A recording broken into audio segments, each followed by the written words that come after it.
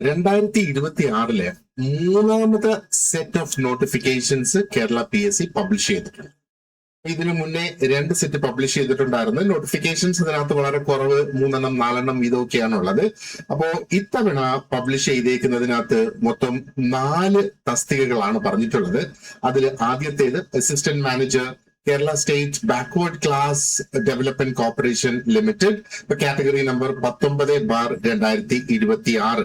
അതേപോലെ junior assistant ഉണ്ട്, അതും 2 ഡിപ്പാർട്ട്മെന്റ്സിലേക്കാണ്. അതായത് ഒരു ഓർഗനൈസേഷൻ, വീണ്ടും ഇത് തന്നെ Kerala state backward class development corporation. അതേപോലെ ട്രാവൻകൂർ കൊച്ചിൻ കെമിക്കൽസ് ലിമിറ്റഡിലേക്കും ജൂനിയർ അസിസ്റ്റന്റിന്റെ തസ്തികയിലേക്ക് ആളിനെ വിളിച്ചിട്ടുണ്ട്.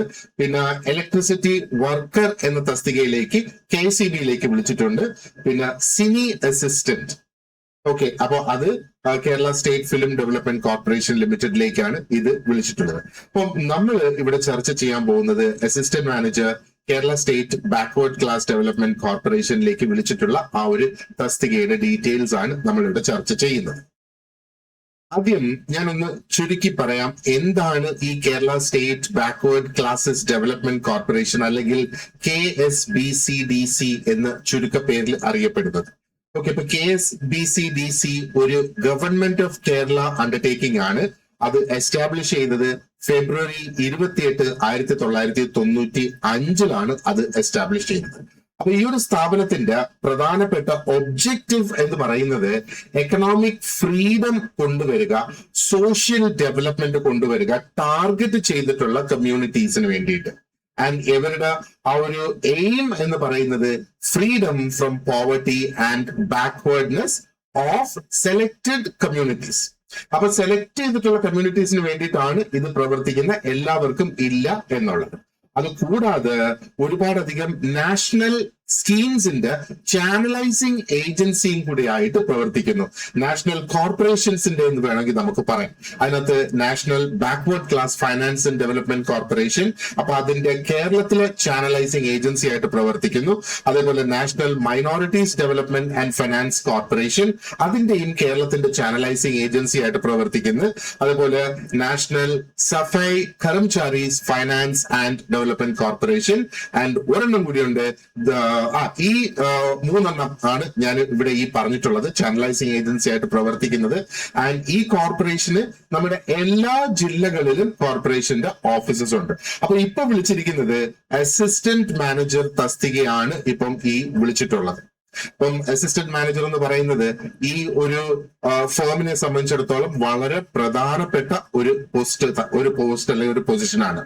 നമ്മൾ ഈ ഒരു ഓർഗനൈസേഷണൽ ചാർട്ട് നോക്കുകയാണെങ്കിൽ ഇതിപ്പോ ഞാൻ കാണിക്കുന്നത് ഹെഡ് ഓഫീസിന്റെയാണ്. ഡിസ്ട്രിക്ട് ഓഫീസുകളുമായിട്ട് ബന്ധപ്പെട്ടാണ് പ്രധാനമായിട്ടും ഈ ഒരു അസിസ്റ്റന്റ് മാനേജർ പ്രവർത്തിക്കുക. ഇപ്പൊ ഡിസ്ട്രിക്ട് ഓഫീസിൽ ഒരു മാനേജർ ഉണ്ടാകും, മാനേജർക്ക് കീഴ് അസിസ്റ്റന്റ് മാനേജർ, ബാക്കി അവിടെ project assistant, senior assistant, accountant തുടങ്ങിയ എല്ലാ തസ്തികകളും റിപ്പോർട്ട് ചെയ്യുന്നത് അസിസ്റ്റന്റ് മാനേജർക്കാണ്. അപ്പൊ അതാണ് ഈ ഒരു പോസ്റ്റിന്റെ അല്ലെങ്കിൽ ഒരു പൊസിഷന്റെ ഒരു പ്രാധാന്യം എന്ന് പറയുന്നത്. അപ്പൊ നോർമലി നമ്മൾ മറ്റ് ഡിപ്പാർട്ട്മെന്റ്സിലേക്കോ ഓർഗനൈസേഷനിലേക്കോ കാണുന്ന ആ ഒരു അസിസ്റ്റന്റ് മാനേജർ പോസ്റ്റിനേക്കാളും വളരെ അധികം ഉത്തരവാദിത്വം കൂടുതലുള്ള, സാലറി കൂടുതലുള്ള വലിയ ഒരു പൊസിഷൻ ആണ് ഈ ഒരു പോസ്റ്റ്. അത് കാണിക്കുന്നതിന് വേണ്ടിയിട്ടാണ് ഞാൻ ഈ ഒരു ഓർഗനൈസേഷണൽ ചാർട്ട് ഇവിടെ നിങ്ങളുടെ മുന്നിൽ കാണിച്ചത്. അപ്പൊ ഇതിന്റെ കൂടുതൽ ഡീറ്റെയിൽസ് അറിയണമെങ്കിൽ നിങ്ങൾക്ക് ജസ്റ്റ് ഈ വെബ്സൈറ്റിൽ തന്നെ വന്ന് നോക്കാം. KSBCDC വെബ്സൈറ്റിൽ വന്ന് നോക്കിക്കഴിഞ്ഞാൽ കൂടുതൽ ഇൻഫർമേഷൻ നിങ്ങൾക്ക് ഇവിടെ നിന്ന് ലഭിക്കുന്നതായിരിക്കും. ഈ ഒരു പോസ്റ്റിന്, അതായത് ഈ ഒരു ഫേമിലുള്ള ഈ ഒരു പോസ്റ്റിന് വളരെയധികം പ്രത്യേകതകളുണ്ട്. അത് ഓരോന്നും എന്തൊക്കെയാണ് എന്ന് നമുക്ക് മുന്നോട്ട് പോകുന്നതനുസരിച്ച് നമുക്ക് ചർച്ച ചെയ്ത് പോകാം. അപ്പോ ഇതിന്റെ ഒരു സ്കെയിൽ ഓഫ് പേ നമ്മൾ നോക്കിയാൽ 55,200 മുതൽ തുടങ്ങി 1,15,300 വരെയാണ് ആ ഒരു സ്കെയിൽ പറഞ്ഞിരിക്കുന്നത്. ഇപ്പൊ നിലവില് ഒരു വേക്കൻസിയാണ് ഇപ്പൊ റിപ്പോർട്ട് ചെയ്തിട്ടുള്ളത്. വേക്കൻസി കൂടാം, അതിനുള്ള സാധ്യതയുണ്ട്. പിന്നെ നമുക്കറിയാം ഒരു റാങ്ക് ലിസ്റ്റ് നിലവിൽ വന്നാൽ 3 വർഷം വരെ വരുന്ന വേക്കൻസീസിന് ആ ഒരു റാങ്ക് ലിസ്റ്റിൽ നിന്ന് തന്നെ അതിന്റെ അപ്പോയിന്റ്മെന്റ്സ് വരാനുള്ളതാണ് സാധ്യത. അല്ലെ? അപ്പൊ ഇവിടെ പറഞ്ഞിരിക്കുന്ന ഏജ് ലിമിറ്റ് 18 മുതൽ 40 വരെയാണ്. അപ്പൊ ഇത് 36 വരെ ആയിരുന്നു ആകേണ്ടിയിരുന്നത്. 40 എന്ന് പറയുന്നത് നമ്മുടെ PSC ഇപ്പൊ റീസെന്റ് ആയിട്ട് കൊണ്ടുവന്ന ആ ഒരു ഏജിൽ വന്ന ആ ഒരു ചേഞ്ചിന്, ഇപ്പൊ ജനറൽ കാറ്റഗറിക്ക് ഇപ്പൊ 40 വയസ്സ് വരെ അപ്ലൈ ചെയ്യാം അല്ലെ? ആ ഒരു ഏജ് ചേഞ്ച് വന്നതിന്റെ റിഫ്ലക്ഷൻ ആണ് നമ്മൾ ഇവിടെ ഈ കാണുന്നത്. അപ്പോ കാൻഡിഡേറ്റ്സ് ബോൺ ബിറ്റ്വീൻ 2/1/1986 മുതൽ തുടങ്ങി 1/1/2008 ഈ 2 ഡേറ്റുകൾ ഉൾപ്പെടെ അല്ലെങ്കിൽ അതിന്റെ ഇടയിൽ ഏതെങ്കിലും ഡേറ്റിൽ ജനിച്ച വ്യക്തികളാണെങ്കിൽ നിങ്ങൾക്ക് ഈ ഒരു പോസ്റ്റിൽ അപ്ലൈ ചെയ്യാവുന്നതാണ്.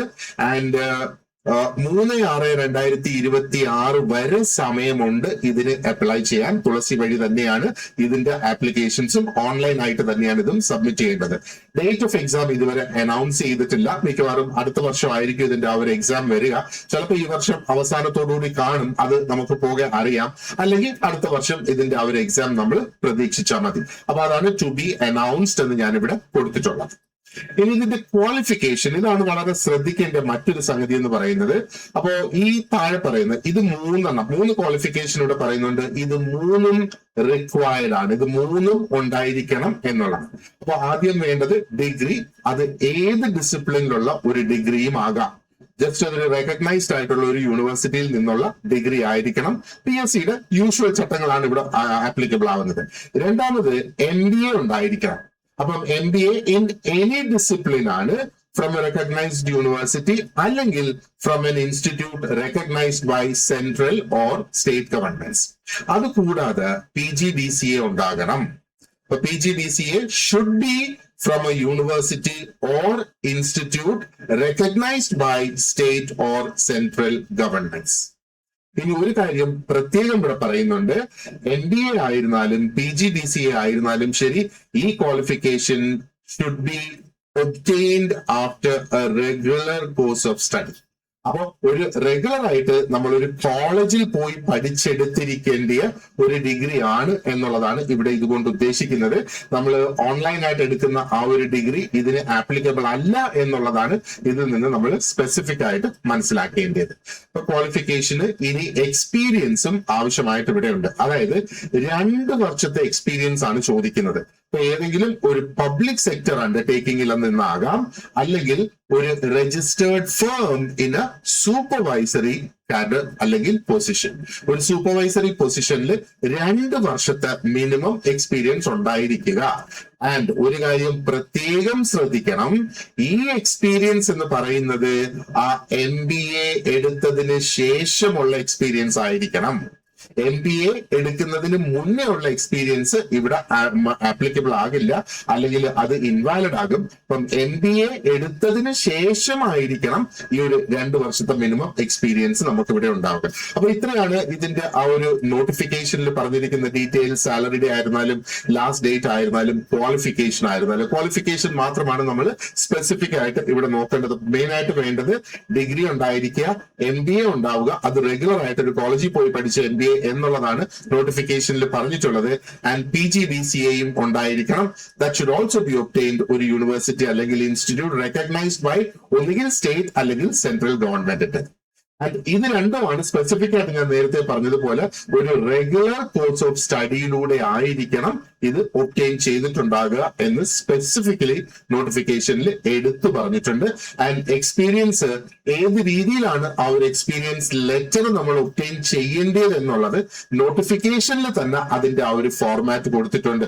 അപ്പൊ നോട്ടിഫിക്കേഷൻ നമ്മൾ പ്രിന്റ് ചെയ്ത് കഴിഞ്ഞാൽ ആ ഒരു ഭാഗം നമുക്ക് വീണ്ടും അത് പ്രിന്റ് ചെയ്യോ ഫോട്ടോ കോപ്പിയോ എടുത്തിട്ട് ആ സെയിം ഫോർമാറ്റിൽ തന്നെ എക്സ്പീരിയൻസ് സർട്ടിഫിക്കറ്റ് നമ്മൾ മേടിക്കേണ്ടതാണ്. ഇനി ഇതും കൂടാതെ കുറെ അധികം ഡീറ്റെയിൽസും അതിനകത്ത് എഴുതിയിട്ടുണ്ട്. അപ്പൊ നോട്ടിഫിക്കേഷൻ കംപ്ലീറ്റ് ആയിട്ട് ഒന്ന് വായിച്ചു നോക്കിയാൽ നമുക്ക് കുറെ കൂടെ ബെറ്റർ ആയിട്ടുള്ള ഒരു ഐഡിയ അവിടെ കിട്ടും. അപ്പോൾ ഒരു കാര്യം മനസ്സിൽ ഓർക്കേണ്ടത്, എക്സ്പീരിയൻസ് എന്ന് പറയുന്നത് MBA എടുത്തതിന് ശേഷമായിരിക്കണം എക്സ്പീരിയൻസ്. അപ്പൊ നമ്മൾ ഡിഗ്രി കഴിഞ്ഞ് പിന്നെ ഒരു 2-3 വർഷം ഒരു സൂപ്പർവൈസറായിട്ട് ജോലി ചെയ്തു എന്നിരിക്കട്ടെ, അതിനുശേഷം MBA എടുത്തു, എന്നിട്ട് ഡയറക്റ്റ് ആയിട്ട് ഈ ജോബിന് അപ്ലൈ ചെയ്യാൻ വരികയാണെങ്കിൽ അത് ക്വാളിഫൈഡ് അല്ല എന്നാണ് അതിന്റെ അർത്ഥം.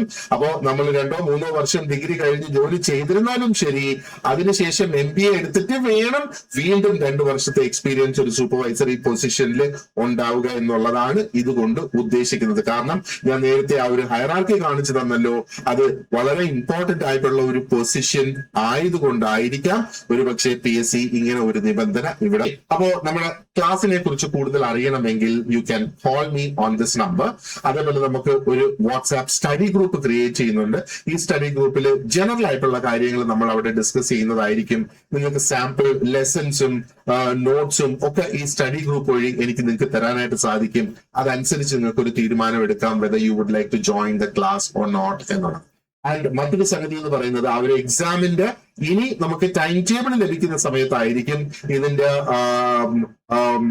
നമുക്കിതിന്റെ സിലബസ് കിട്ടുക.